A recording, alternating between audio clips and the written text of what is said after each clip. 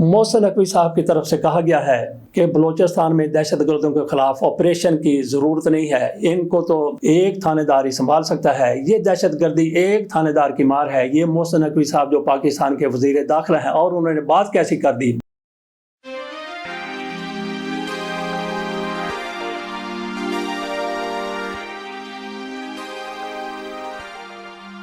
بسم اللہ الرحمن الرحیم۔ حکومت قانون سازی کر رہی ہے، آئین میں ترمیم کرنا چاہتی تھی، لیکن اس لحاظ سے ان کے پاس اکثریت نہیں ہے تو قانون سازی پر آ گئی ہے۔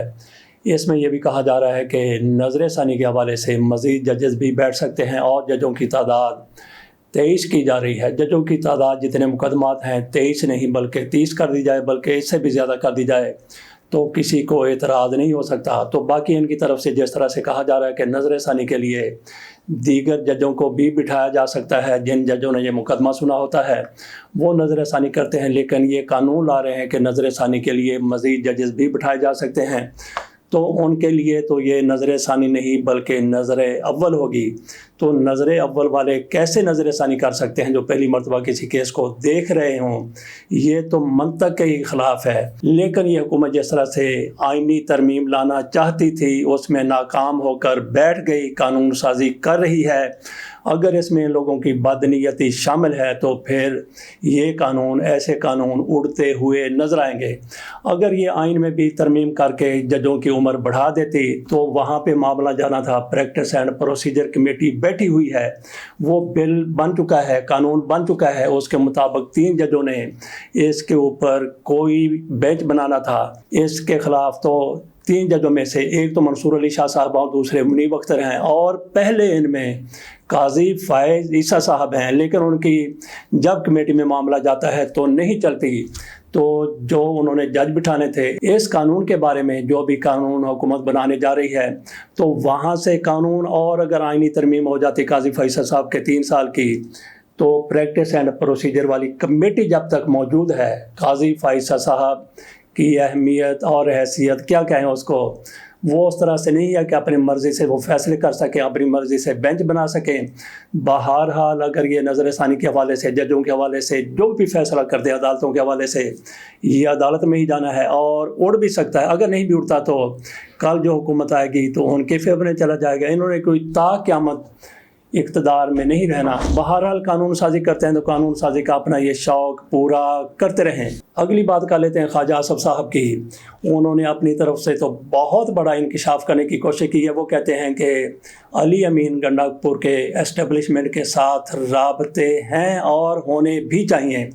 یہ انہوں نے انکشاف نہیں کیا بلکہ انہوں نے لاوالوتی لگائی ہے، ایک طرح سے شکایت لگائی ہے، ان کو بدنام کرنے کی کوشش کی ہے کہ دیکھیں، ایک طرف تو یہ کہتے ہیں کہ ہم نے اسٹیبلشمنٹ کے ساتھ کوئی بات نہیں کرنی، لیکن اس کے ساتھ ساتھ ان کے رابطے بھی ہیں۔ ساتھ ہی خواجہ آصف صاحب کی طرف سے یہ بھی کہا گیا کہ جلسہ جو ملتوی کیا گیا ہے ترنول والا، اس کے لیے علی امین گنڈا پور سے کسی نے رابطہ نہیں کیا تھا۔ یہ تو تحریک انصاف نے خود ہی یہ فیصلہ کیا تھا کہ جلسے کو ملتوی کر دیا جائے ورنہ یہ جلسہ ہمارے گلے پڑ جائے گا، یہ خواجہ آصف کی طرف سے کہا گیا۔ جبکہ عطا تارڑ کی طرف سے کیٹیگوریکلی کہا گیا تھا کہ یہ جو جلسہ ملتوی ہوا ہے، منسوخ ہوا ہے، تو علی امین گنڈا پور کے ذریعے ہوا ہے۔ علی امین گنڈا پور کو ہم نے کہا تھا کہ عمران خان سے بات کریں۔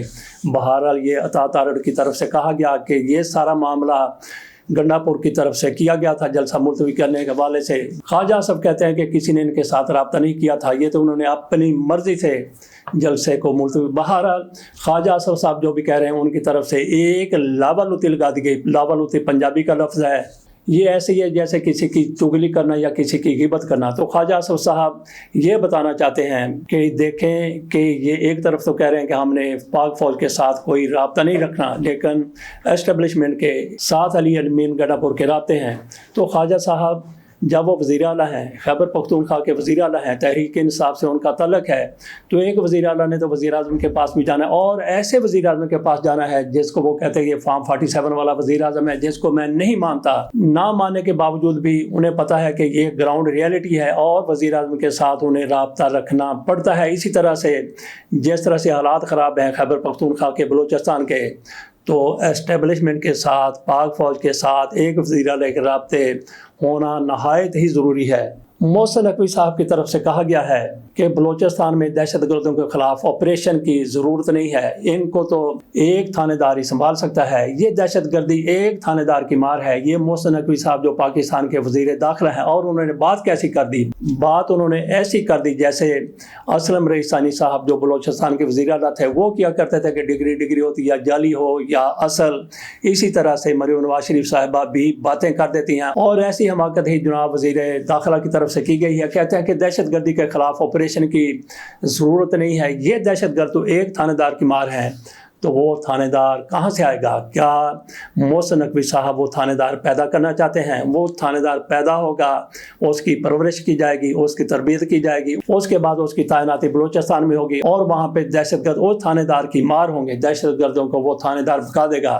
محسن نقوی صاحب یہی کہنا چاہتے ہیں، یہی انہوں نے باور کروایا ہے کہ ایک تھانے دار کی مار ہیں دہشت گرد۔ ایسے بندے ہم توقع کرتے ہیں کہ پاکستان میں دہشت گردی کا خاتمہ ہو جائے، جن کی عقل، جن کی دانش، جن کی بصیرت ایک تھانے دار کے ڈنڈے میں پھنسی ہوئی ہے۔ عرفان صدیقی صاحب کی طرف سے دکھ کا اظہار کیا گیا ہے، اور انہوں نے دکھڑا بھی رویا ہے۔ ان کی طرف سے کہا گیا ہے کہ بلوچستان میں ایک رات میں جتنی لاشیں گر گئیں، اتنی تو کسی جنگ میں بھی ایک دن میں، ایک رات میں نہیں گرتی۔ وہاں پہ 54 لوگ شہید کر دیے گئے دہشت گردوں کی طرف سے۔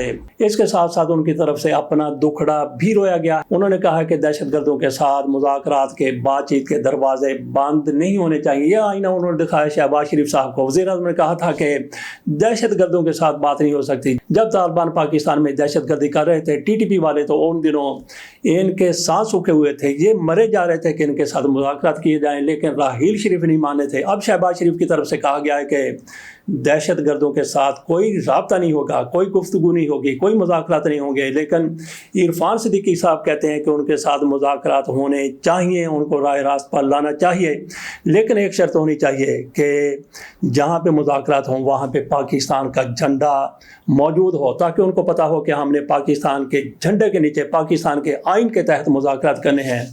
میں سمجھتا ہوں کہ عرفان صدیقی صاحب کی طرف سے یہ درست کہا گیا، اور وزیر اعظم کو، شہباز شریف صاحب کو تھوڑی سی عقل دینے کی ضرورت ہے کہ اگر دہشت گردوں کے خلاف آپ آخری حد تک جانے کے باوجود بھی ان پر قابو نہیں پا سکتے، اگر کوئی بات چیت کے ذریعے راستہ نکلتا ہے، جیسے کہ وہاں پہ بہت سے دہشت گرد اپنے ہتھیار پھینک کے قومی دھارے میں شامل ہو چکے ہیں، تو ان کو کیوں نہیں کیا جا سکتا؟ بہرحال دیکھتے ہیں کہ حکومت اس حوالے سے کیا حکمت عملی اپناتی ہے۔ عرفان صدیقی صاحب کی طرف سے بالکل جائز دکھ کا اظہار کیا گیا ہے، اور انہوں نے اپنا دکھڑا بھی درست طریقے سے رویا ہے۔ اجازت دیجیے، اللہ حافظ۔